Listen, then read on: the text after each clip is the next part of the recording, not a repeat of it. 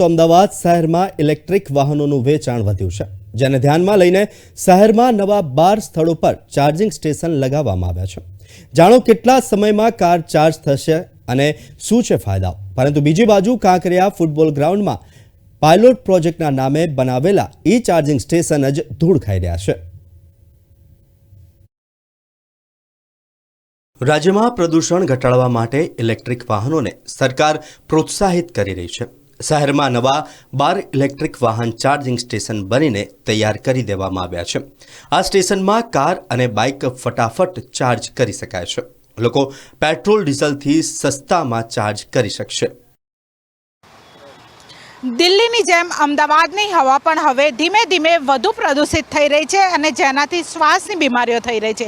ત્યારે હવે અમદાવાદમાં જે હવા છે તે બદલાવા જઈ રહી છે, કારણ કે કેન્દ્ર સરકાર દ્વારા જે ઇલેક્ટ્રિક વ્હીકલ ઉપર વધારે ભાર મૂકવામાં આવી રહ્યો છે, ત્યારે લોકો પણ વધુ જે ઇલેક્ટ્રિક વ્હીકલ ખરીદવા તરફ વળ્યા છે। તમામ લોકો જે ઇલેક્ટ્રિક વ્હીકલ ધારકો હોય છે તે અહીંયા આવીને ચાર્જિંગ કરતા હોય છે। તમારું નામ? ઉર્વિલ શાહ। ઉરુલભાઈ, કઈ પ્રકારે લોકો અહીંયા આવીને ચાર્જિંગ કરી શકે? અત્યારે તો ચાર્જિંગમાં ગાડીઓ અહીંયા આવે જ છે અને એકચ્યુઅલી ગાડી આવે તો સૌથી પહેલાં એમને સ્કેન કરવાનું હોય છે। આ સ્કેન કરે એટલે મોબાઈલની એપ્લિકેશનમાં થઈ જાય, પછી ઓનલાઈન પેમેન્ટ થાય એટલે અહીંયાથી ગન રિલીઝ થાય। ગન રિલીઝ થઈને ઇઝી ટેકનિક છે, ખાલી ગન ઇનપુટ કરવાની અને જે પ્રમાણે એમને ચાર્જિંગ કરવું એ પ્રમાણે સેટ કરીને એવી રીતના કરવાનું હોય છે, એટલે એકદમ બહુ ઇઝી રીત છે, એનાથી ચાર્જિંગ થઈ જાય છે। કેટલો સમય લાગતો હોય છે 4 વ્હીલર અને 2 વ્હીલરમાં, અને પૈસા કેટલા કઈ પ્રમાણે થતા હોય છે? ટાઈમિંગ તો હાફ એન આવરથી 45 મિનિટ્સનો લાગતો હોય છે જનરલી। ઇલેક્ટ્રિક વ્હીકલ હોય તો હવે અમદાવાદના અલગ અલગ સ્થળ ઉપર જે કોર્પોરેશન દ્વારા ચાર્જિંગ સ્ટેશનની વ્યવસ્થા ઊભી કરવામાં આવી રહી છે। કેમેરા પર્સન શ્રેયસ વસાવા સાથે કિંજલ બોરીસા, પ્રવેગ ન્યૂઝ, અમદાવાદ। કોર્પોરેશને બજેટમાં 100 નવા ચાર્જિંગ સ્ટેશન લગાવવાનું નક્કી કર્યું છે, જેના ભાગરૂપે આ 12 સ્ટેશન લગાવ્યા હતા। પરંતુ વર્ષોથી કાંકરિયાનું ચાર્જિંગ સ્ટેશન ધૂળ ખાઈ રહ્યું છે। આ ચાર્જિંગ સ્ટેશન આજ સુધી એકવાર પણ કાર કે બાઇક ચાર્જ કરવામાં આવ્યું નથી।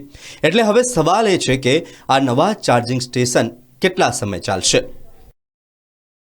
કેન્દ્ર સરકાર અને રાજ્ય સરકાર દ્વારા ઇલેક્ટ્રિક વ્હીકલ ઉપર વધારે પડતો ભાર મૂકવામાં આવી રહ્યો છે, ત્યારે કોર્પોરેશન દ્વારા 12 સ્થળો ઉપર જે ઇલેક્ટ્રિક વ્હીકલ ચાર્જ થઈ શકે તે માટે જે ચાર્જિંગ સ્ટેશન છે તે બનાવવામાં આવે છે। પરંતુ કાંકરિયા ફૂટબોલ ગ્રાઉન્ડમાં વર્ષોથી જે ચાર્જિંગ સ્ટેશન છે તે ધૂળ ખાઈ રહ્યું છે।